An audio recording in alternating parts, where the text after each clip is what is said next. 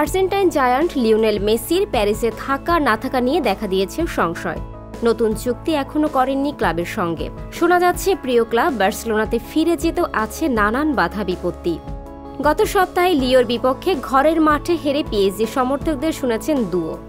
বর্তমান লিগ চ্যাম্পিয়নদের এমন দুরবস্থা মানতে পারেননি সমর্থকরাও। মেসিও হয়তো মানতে পারেননি প্যারিসে তার এমন কঠোর সমালোচনা।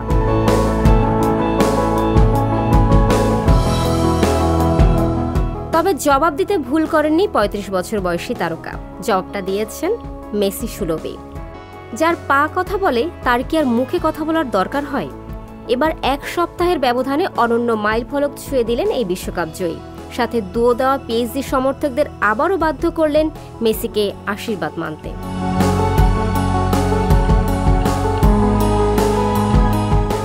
লিগ ওয়ানে নিসের বিপক্ষে ২-০ গোলে জয় পেয়েছে প্যারিসের দলটি।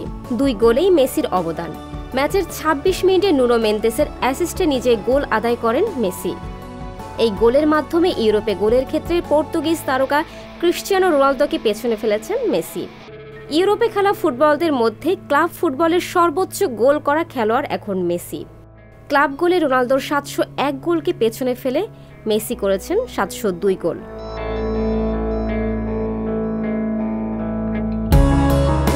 (৮৪৬ ম্যাচ খেলে এই গোল পেয়েছেন বিশ্বের সেরা খেলোয়াড়। ম্যাচের দ্বিতীয় ও জয়সূচক গোলটি আসে ম্যাচের ৭৬ মিনিটে।